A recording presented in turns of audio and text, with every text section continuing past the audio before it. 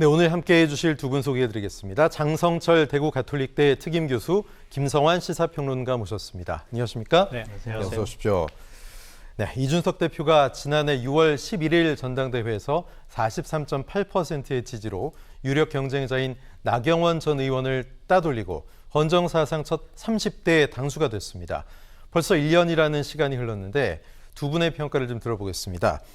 자, 장 교수께서는 대선, 지선 승리까지 이끌면서 어떻게 보면 좀 승승장구하는 그런 모양새인데 이준석 대표에게 어떤 평가 내리시겠습니까? 잘해왔죠. 저는 B학점 이상 주고 싶습니다. 89점 정도 주고 싶어요. 왜냐면은요, 이준석 당대표가 국민의힘의 당대표가 됨으로써 20, 30대의 젊은 층으로부터 국민의힘 보수파 정당으로는 최초로 20, 30대로부터의 관심을 받고 눈길을 받고 지지를 받기 시작했어요.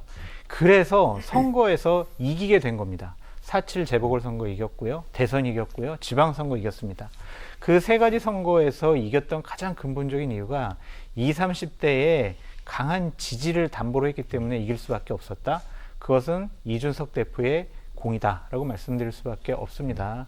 그것을 기반으로 해서 정말 지방선거 대선을 이겼다는 것은 당대표로서 할 수 있는 정말 모든 것을 다 잘해왔다. 네. 선거에 이기는 당대표가 정말 더 이상 어떤 평가를 내릴 수가 있겠습니까? 정말 잘해왔다라는 평가를 하고 싶은데 근데 좀 아쉬운 부분도 여러 가지가 있어요. 그러니까 당대표로서의 좀 무게감을 느끼지 못하고 너무 사안에 대해서 즉흥적인, 감정적인 논평 형식의 평론적인 얘기를 많이 해요. 그런 하나하나 메시지. 다 반응하죠. 그렇죠. 예. 지기 싫어하는 거예요. 정치는 항상 이길 수 없잖아요. 정치는 때로 지면서 포용하는 것도 정치입니다. 본인이 지금 30대의 젊은 당대표긴 하지만 지금 여당의 당대표가 됐잖아요. 그러면은 좀 당내 구성원들, 당의 의원들 좀 포용도 하고 너그럽게 대하고 좀 권력을 베푸는 그런 모습도 보여야 되는데 나를 공격하는 것에 대해서 참지를 못하는 것 같아요. 네. 한 번도 져야 된다는 생각을 못하는 것 같습니다. 그 점이 좀 안타깝고 아쉬운 부분이다라고 좀 말씀을 드리고요. 정치는 혼자 하는 거 아닙니다. 그리고 정치는 계산을 해서 내가 어떻게 하면 이겨야지 그렇게 생각하는 것도 정치는 아니다. 정치는 감동을 줘야 한다. 네. 그런 부분에서 좀 부족한 부분이 있고 6월 27일 날 열릴 윤리위원회에서의 이준석 대표가 어떠한 처분을 받을지가 네. 앞으로 이준석 대표가 내년 6월까지 당대표직을 유지하느냐 아니면은 유지를 못하느냐 갈림길에 섰다라고 보여집니다. 예, 최초로 20, 30대의 지지를 끌어내면서 선거 승리의 열매는 달콤했는데 또 이대남, 검의 양날 같았죠. 이런 논란도 있었고 또 젠더 갈라치기 논란도 있었습니다. 또한 윤핵관과의 잦은 충돌로 당내 내홍의 중심에 서기도 했는데요. 최근에 정진석 의원과도 설전을 벌였습니다. 자, 김성환 평론가 어떤 평가하시겠습니까? 네, 말씀하셨던 것처럼 결과는 굉장히 좋았잖아요. 네. 선거를 연전연승하는 그런 상황이 벌어졌기 때문에 이준석 대표에 대한 평가가 박하긴 좀 쉽지는 않다 이렇게 생각하는데요. 다만 이제 이준석 대표가 그동안에 많이 얘기해온 것처럼 성적이 좋다고 전부 다 공정하게 시험 치른 거는 또 아닐 수도 있거든요. 저는 이준석 대표가 청년 정치인으로서 어떤 비전을 제시했는가 좀 회의적이에요, 개인적으로는. 물론 20, 30대 지지를 얻었다고 하지만 그건 남녀 성 갈라치기를 통해서 지지를 얻는 그런 과정들이 저는 있었다고 생각하고요. 이번 대선에서도 그런 게 극명하게 나타나지 않았어요. 그러니까 남녀 지지율이 여야로 확연하게 갈리는 현상들이 나타나고 있다는 거죠. 근데 그거에 기반해서 정치를 앞으로 계속하는 게 과연 이게 비전이 있는 것인가 여기에 대해서 의문이 있고요. 그리고 장애인 이동권 시위를 할 때도 그때 비문명적이다 이런 표현을 사용해서 사회적으로 굉장히 큰 논란이 되지 않았습니까?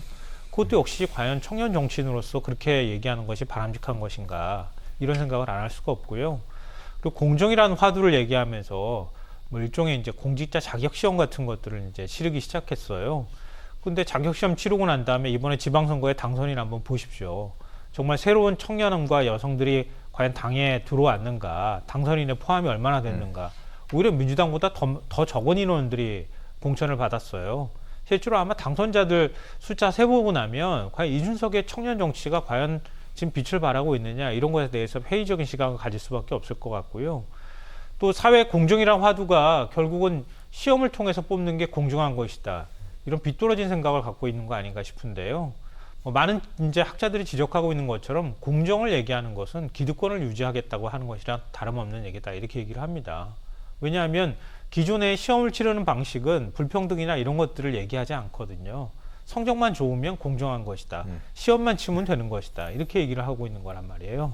근데 그게 과연 지금 여당 당대표로서의 충분한 자격 조건을 갖췄다고 평가할 수 있겠는가. 이런 부분에 있어서는 조금 불안하다는 생각을 하게 돼요.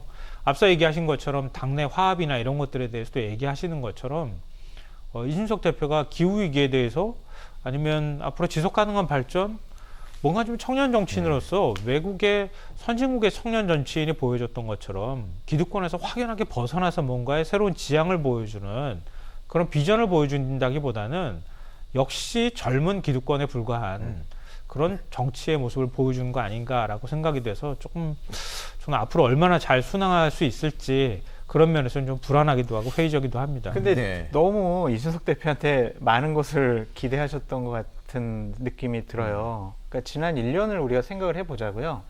당에서는 대선 후보 경선을 치렀고 대통령 선거 치렀고 지방선거 치렀어요. 그렇기 때문에 본인이 생각하는 보다 더 큰 아젠다를 던지기에는 좀 상황적인 네. 환경이 선거에 너무 집중할 수밖에 없었다. 선거 치르기 급급했다. 네. 그래서 좀 이제 김성환 평론가님께서 지금 말씀하신 그런 부분들은 앞으로 이준석 대표가 채워나가고 1년 동안 좀 이뤄냈으면 좋겠다라는 생각이 듭니다. 알겠습니다. 이준석 대표가 어제 취임 1주년 간담회를 통해 많은 이야기를 했는데요. 향후 1년은 제대로 자기 정치를 해보겠다, 이 발언이 화제가 되고 있습니다. 직접 들어보시죠. 근데 이제 자기 정치 좀 하겠습니다. 제가 옳다고 생각하는 정책들, 그리고 제가 옳다고 생각하는 당을 만들기 위해 가지고 제 의견을 더 많이 투영시키겠습니다. 네, 90분 정도 기자간담회를 했는데 자기 정치 얘기를 10여 차례 했습니다. 자기 정치를 좀 하겠다. 이게 어떤 의미일까요? 글쎄요, 정진석 의원하고 갈등을 빚다 보니까 자기 정치하지 말라고 하니까 이제나 자기 정치 해보겠다 이렇게 얘기하는지는 잘 모르겠는데요. 이준석식 정치, 뭐 앞서 제가 말씀드리자 이제 장 교수께서 지적하셨잖아요. 이준석 정치를 제대로 보일 만한 기회가 없었으니 이제 나의 색깔대로 당을 운영해 보겠다 이런 얘기로 보여요. 그러니까 공천 제도도 뭐 기득권에 얽매이지 않고 극화되어 있는 것에서 벗어나겠다, 중도 지향으로 가겠다, 뭐 서진 전략도 좀 더 적극적으로 하겠다, 뭐 이런 얘기를 하고 싶어하는 거 아닌가 이렇게 생각이 드는데요. 제가 계속 불안하다는 표현을 많이 쓰는데요. 과연 이준석 대표가 자기 정치를 안 보였는가? 뭐 이런 데 있어서는 전 조금 회의적이에요. 왜냐하면 그동안에 자기 정치를 하려고 했기 때문에 그동안에 숱하게 국민의힘 안에서 대선 과정에서도 뭐 이른바 가출 정치라고 얘기하는 것처럼 갈등이 있었잖아요. 네. 나를 존중하지 않는다고 하면 그걸 막 깨고 들어가는 이런 방식으로 정치를 했다는 거예요. 근데 조금 착각하면 안 되는 것이 전 이준석 대표가 있었기 때문에 국민의힘이 대권도 잡고 지방선거도 승리할 수 있었다. 여기에 대해서는 우리가 논리적으로 얘기할 때는 맞다. 이렇게 저는 얘기하고 싶어요. 근데 이준석 대표가 없었으면은 정말 국민의힘이 대권 못 잡았을까? 지방선거 승리 못했을까? 그것도 또한 전 회의적이에요. 그러니까 이준석이었기 때문에 저는 반드시 승리했다고 생각하지는 않아요. 왜냐하면 민주당이 그만큼 못했으니까 사실 승리한 선거였을 수도 있거든요. 근데 이준석은 착각할 수 있겠죠, 자기가. 그러니까 나로 인해서 모든 것들이 시작됐다라고 착각하는 그 순간 일종의 역시 윤석열 대통령의 오만과 독선 프레임에 빠지는 거랑 똑같은 현상이 전 나타날 수 있다고 보거든요. 그러니까 끊임없이 당과 갈등을 하는 방향으로 뭔가들을 풀어나가고 나는 나의 세력이 없기 때문에 나는 혼자서 뭔가 싸워서 여론을 주도하는 방식으로 나는 이기고 그걸 가지고 나의 정치, 나의 존재감을 부각시키겠다 이런 쪽으로 자꾸 움직여가고 있는데 이거는 여당 내에서 그렇게 썩 바람직한 현상은 아닐 거예요. 끊임없이 윤핵관하고 앞으로 부딪힐 겁니다.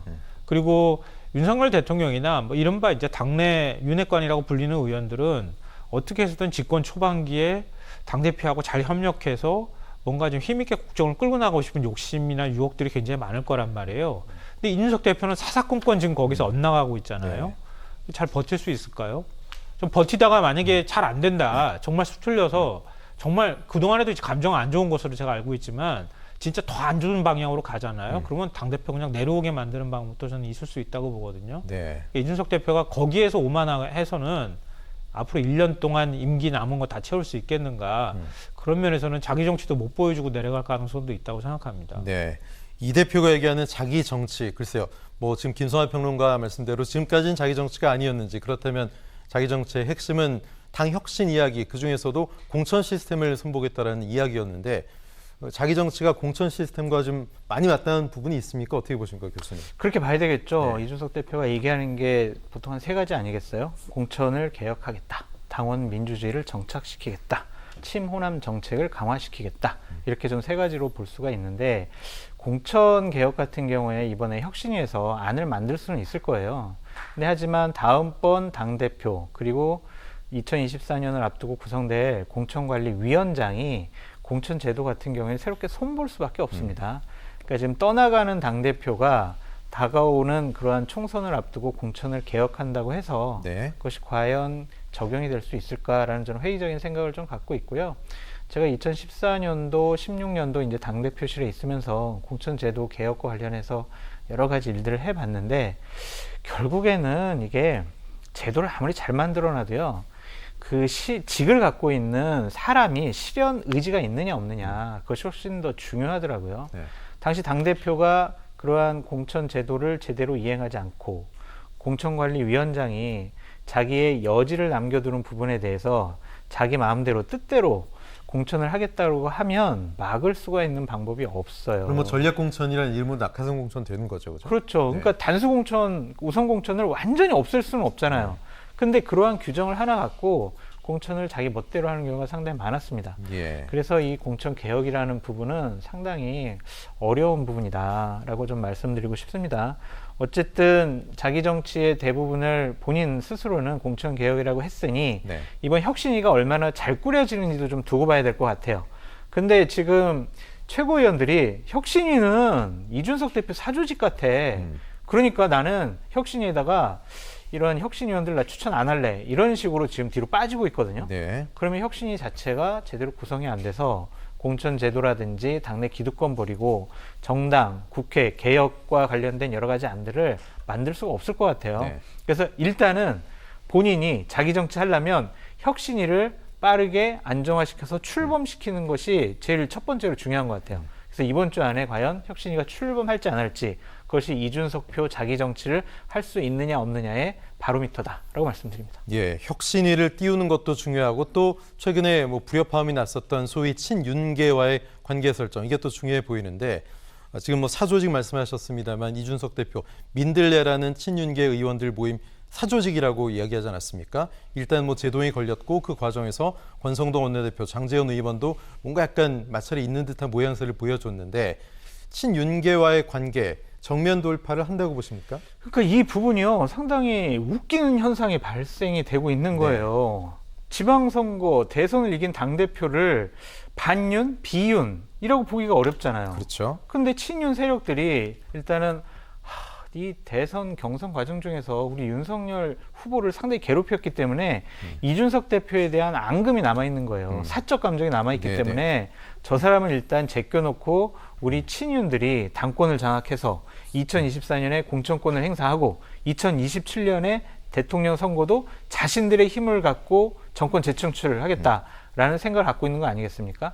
그래서 이 민들레 같은 모임을 만드는 건데 이것을 핵심적으로 구성하려고 했던 장제원 의원은 정신 차려야 돼요. 지금 여당이 지금 이런 개파를 만들 때입니까? 지난 2016년 이전에 보수정당 계열은요 친박, 친이, 개파 싸움 때문에 망해버렸습니다. 그래가지고 2020년 공천을 통해서 망했지만 선거는 망했지만 친이, 친박, 개파를 싸그리 없앨 수 있었거든요. 그거를 토대로 외부에 있는 윤석열이라는 후보를 당으로 모시고 와서 정권을 다시 만든 건데 지금 와서 왜 지금 이런 모임 만듭니까? 이것은 자기들이 사적인 인연을 통해서 맺은 관계를 공적인 영역을 통해서 자신들의 권력 기반을 확대해 나가겠다라는 이런 나쁜 생각을 갖고 있다라고 볼 수밖에 없어요. 네. 민들레 모임 이것은 구성이 되면 안 된다라고 말씀을 드리고 싶습니다. 지금 물가가 상승하고 있습니다. 금리 인상되고 있죠. 오늘 주가 90% 이상 폭락했어요. 그리고 대외적인 환경도 어렵습니다. 미국, 중국 갈등이 있잖아요. 지금 뭐 러시아, 우크라이나 침공하고 있잖아요. 국내 정세, 국제 정세 하나도 만만한 게 없어요. 집권 여당 사람들이 이러한 대외 내외적인 어려움을 극복하는데 힘을 모아야지. 네. 어려움에 빠진 민생을 돌봐야지. 자기네들 권력 기반 강화하겠다고 개파 만드는 게 이게 맞습니까? 네. 국민의힘 정신 차려라. 지금 민주당이 못하고 있으니까 국민들이 국민의힘에 힘을 모아주고 있는 거지. 민주당이 8월달 전당대회 때 제대로 지도력을 회복하고 리더십을 회복을 하고 대여 공세를 강화하기 시작을 하면요. 국민의힘 이거 국민의 지지를 계속 받는다고 생각할 수가 없어요. 네. 지금부터라도 정말 제대로 정신 차려라라고 말씀드립니다. 네, 국민의힘이 최근 보여주는 모습도 좀 뭐 국민 입장에서 바람직하지 않다 이런 말씀인데 이준석 대표 지금 당장 발등에 떨어진 불은 어쨌든 성상납 의혹 관련돼서 당내 윤리 징계위원회입니다.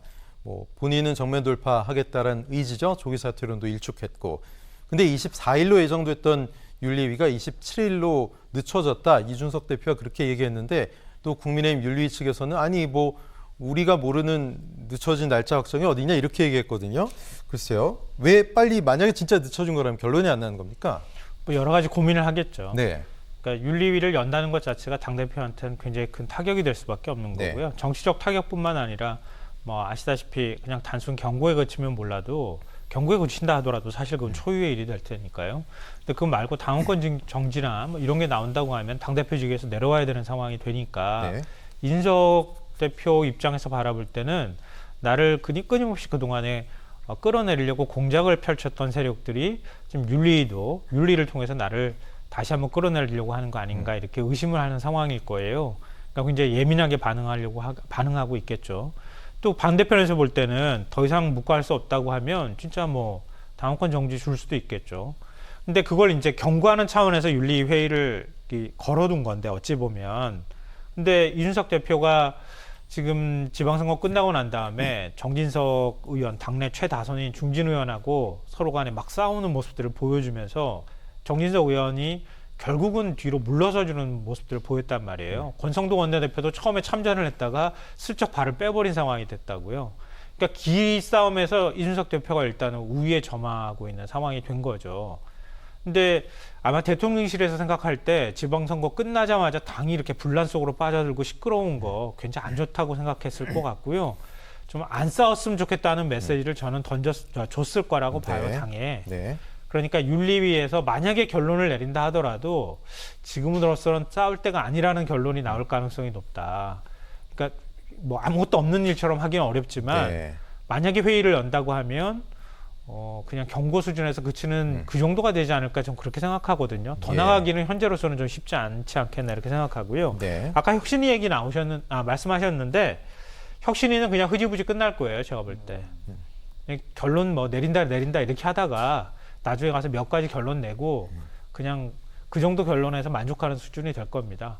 이준석 대표가 공천 문제 본격적으로 건드리겠다고 진짜 작심하고 덤비면 아마 그 친윤계에서 가만히 있지 않을 거예요. 그건 다른 의원들도 아마 가세할 거예요. 그럼 굉장히 위험한 거거든요. 더군다나 내년 6월까지밖에 임기가 안 남은 당대표인데 이 쓸모없는 싸움이 될 수도 있는 거거든요. 근데 오히려 당내 분란은 커질 거란 말이에요. 네. 그러니까 결국은 서로 어느 정도 수준에서 그냥 봉합하는 정도 수준으로 결과 특별히 나오지 않고 그냥 끝내버리는 거나 이 정도 수준에서 멈추지 않을까 저는 생각합니다. 그렇군요.